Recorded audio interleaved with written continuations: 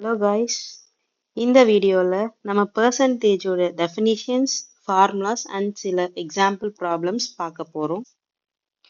First, percentageனா என்னன்னா 100ல ஒரு part எவ்வளோ percent இருக்கு அப்படின்றத காட்டுறதுக்கு தான் ஹெல்ப்ஃபுல்லா இருக்கு. For example, 500ல 20% எவ்வளோ இருக்குன்னு கேட்டிருக்காங்க. இப்போ நமக்கு 100% தெரியும். 100% equal to 500 as a whole part அப்படி சொல்லலாம். இப்போ அதோடைய 20% எவ்வளோனா தெரியல, அதனால அது x. அப்போ 100% into x equal to 500 into 20%. இப்போ x equal to 500 into 20 divide by 100. அப்போ நமக்கு 20% எவ்வளோ அப்படின்னா 100. இதுக்கான மீனிங் என்னன்னா 500 உடைய 20% வந்து 100. Next conversions. இப்போ ஒரு பெர்சன்டேஜ ஃப்ராக்ஷனா எப்படி மாத்தலாம்னா அந்த கொடுத்திருக்கிற நம்பரை 100ஆல டிவைட் பண்ணணும்.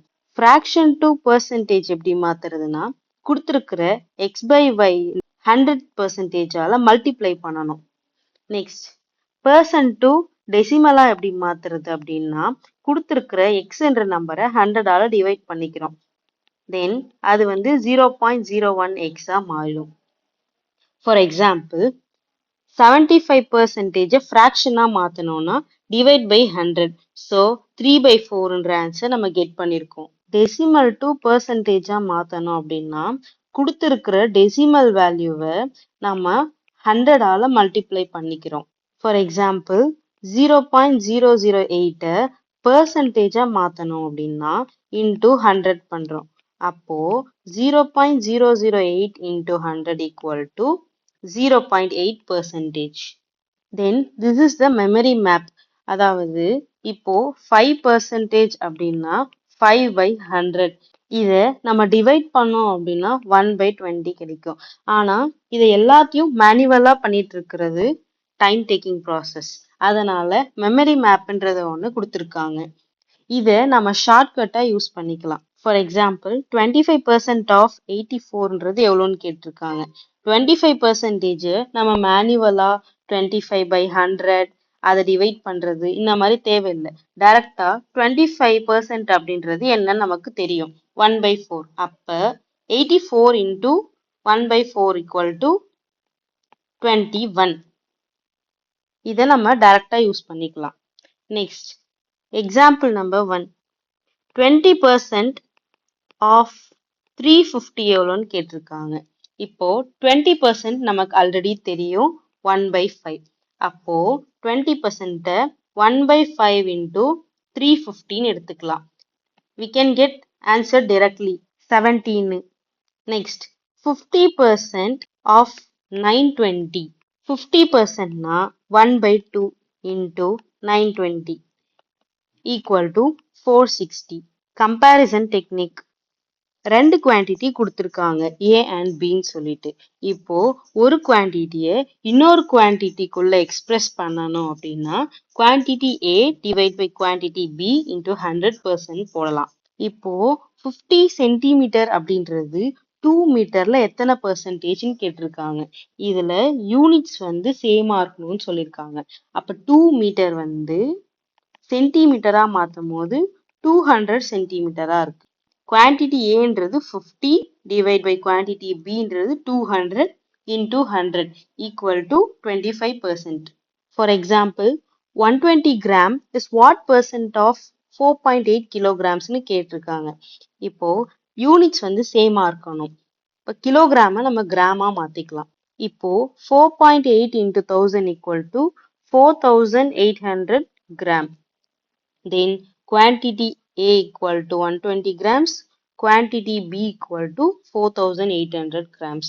அப்போ 120 gram divide by 4800 into 100 equal to cancel. Then the answer will be 2.5%. Next example, what percent of 1 hour is 1 minute and 12 seconds? 1 hourல 1 minute and 12 secondsன்றது எத்தனை percentage of 1 hourன்னு கேட்டிருக்காங்க. யூனிட்ஸ் வந்து சேமா வச்சுக்கலாம். அப்போ 1 minute அப்படின்றது 60 seconds. இதோடைய total seconds எவ்வளோனா 72 seconds. Then 1 hour அப்படின்றது 3600 seconds. அப்போ குவான்டிட்டி இதுதான் வந்து குவான்டிட்டி A, இது குவான்டிட்டி B, அதாவது இதுதான் quantity B. Then quantity A equal to 72 divided by 3600 into 100 equal to 2%. Proportional percent. 10% of Aன்றது 20% of Bன்னு சொல்லிட்டு சொல்லியிருக்காங்க. 30% of Aன்றது எவ்வளோ percentage of Bன்னு சொல்லிட்டு கேட்குறாங்க. இதுதான் proportional percent அப்படின்னு சொல்லுவாங்க. இதுக்கு நம்ம ஷார்ட்டா y into z divide by x percentage of Bன்னு எடுத்துக்கலாம். y என்றது 20%, z என்றது 30%, x என்றது 10%. 20 into 30 divided by 10 equal to 60% of B. For example, if 40% of A equal to 30% of B, then what is 60% of A in terms of B? 40ன்றது x, 30ன்றது y, and 60ன்றது z. Y into z divide by x equal to 30 into 60 divided by 40. Then the answer will be 45% of B. Technique number 2. இப்போ இந்த டெக்னிக்ல எக்ஸ்ன்ற வேல்யூவை ஒரு குறிப்பிட்ட ஒய்ன்ற பெர்சன்டேஜால change பண்ணா, suppose increase பண்றாங்க இல்லைன்னா degrees பண்றாங்க, அப்போ கிடைக்கிற நியூ வேல்யூவை எப்படி ஃபைண்ட் அவுட் பண்ணலாம்னா 100 plus or minus into Y divide by 100 into X. Increase ஆச்சுன்னா பிளஸ் சிம்பிள், டிக்ரீஸ் ஆச்சுன்னா minus simple. For example, $200 is increased by 15% அப்படின்னா 100 plus 15 divide by 100 into 200. The answer will be 230. For example, a bike's price increases by 15% from its original price of $4,000. What is the new price? 15% வந்து increase பண்ணியிருக்காங்க பைக்கோட ப்ரைஸை. எந்த ப்ரைஸ்ல இருந்து? Original price வந்து $4,000 இருந்து. Increase பண்ணதுக்கு அப்புறம் கிடைக்கிற நியூ ப்ரைஸ் என்னன்னு கேட்டிருக்காங்க.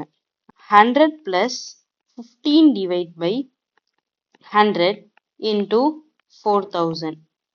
Then 115 divide by 100 into 4,000. 4,600 அப்படின்றது தான் new price. Next example, the monthly expenses of a student decrease by 10% from $800. What is the new expense? ஒரு ஸ்டூடெண்டோடைய மந்த்லி எக்ஸ்பென்ஸை 10% டிக்ரீஸ் பண்றாங்க. அப்போ 100 மைனஸ் 10 அப்படின்றது 90 divide by 100 into 800. This will be equal to 720. 720ன்றது தான் new expense. Technique number 3. Reciprocal comparison. இந்த technique என்ன சொல்ல வராங்க அப்படின்னா, இப்போ ஏன்றது ஏ பர்சன்டேஜ் பியை விட அதிகமா இருக்கு, அப்போ பின்றது ஏவை விட எத்தனை பர்சன்டேஜ் கம்மியா இருக்குன்னு கேட்டிருக்காங்க. அதுக்கான formula A by 100 plus A into 100%. அதுக்கு ஆப்போசிட்டா இருந்தா, அதாவது ஏ வந்து பியை விட ஏ பர்சன்டேஜ் லெஸ்ஸா இருக்கும் போது பி வந்து ஏவை விட எத்தனை பர்சன்டேஜ் அதிகமா இருக்குன்னு கேட்டிருந்தாங்க அப்படின்னா A divide by 100 minus A into 100%ன்னு போடலாம். For example, if Peter's weight is 20% more than John's, by how much percentage is John's weight less than Peter's? இப்போ 20% வந்து ஜானை விட பீட்டர்ஸோடைய வெயிட் அதிகமா இருக்கு, அப்போ ஜானுடைய வெயிட் வந்து எத்தனை பர்சன்டேஜ் பீட்டரை விட கம்மியா இருக்குன்னு கேட்டிருக்காங்க. 20 divided by 100 plus 20 equal to 120 into 100. Then 100 by 6 equal to 16.67%. John 16.67% of weight வந்து பீட்டரை விட லெஸரா இருக்காங்கன்றது தான் இதோடைய solution. Example, Height of a tower is 25% less than a building. The building's height is what percentage more than the tower? இப்போ ஒரு டவரோடைய height வந்து பில்டிங்கை விட 25% லெசரா இருக்கு. பில்டிங்கோடைய ஹைட் வந்து எத்தனை பர்சன்டேஜ் டவரை விட அதிகமா இருக்குன்னு கேட்டிருக்காங்க. 25 டிவைட் பை 100 மைனஸ் 25 வந்து 75 into 100 equal to 100 by 3 equal to 33.33% is the answer. Technique number 4. இப்போ ஒரு வேல்யூ xன்றது ஃபர்ஸ்ட் ஒரு குறிப்பிட்ட பர்சன்டேஜால இன்க்ரீஸ் ஆகுது. தென் அதே வேல்யூ அதே குறிப்பிட்ட பர்சன்டேஜால டிக்ரீஸ் ஆகுது. அதை எப்படி ஃபைண்ட் அவுட் பண்ணலாம்னா a square divide by 100%. Then technique number 5. இப்போ எக்ஸ்ன்ற வேல்யூ கண்டினியூஸா இன்க்ரீஸ் ஆகுது இல்லைன்னா கண்டினியூஸா டிக்ரீஸ் ஆகுது. அதை எப்படி ஃபைண்ட் அவுட் பண்ணலாம்னா a plus b plus AB divide by 100% அப்படின்னு ஃபைண்ட் அவுட் பண்ணலாம். For example successive increase of 20% and 10%. இப்போ எக்ஸ்ன்ற வேல்யூ ஃபர்ஸ்ட் 20% ஆல் இன்க்ரீஸ் ஆகுது, தென் 10% ஆல் இன்க்ரீஸ் ஆகுது. அதோடைய answer will be a plus b plus ab divided by 100%. ஏன்றது 20%, bன்றது 10%. So 20 plus 10 into 20 into 10 equal to 200 divide by 100 equal to 32% net increase.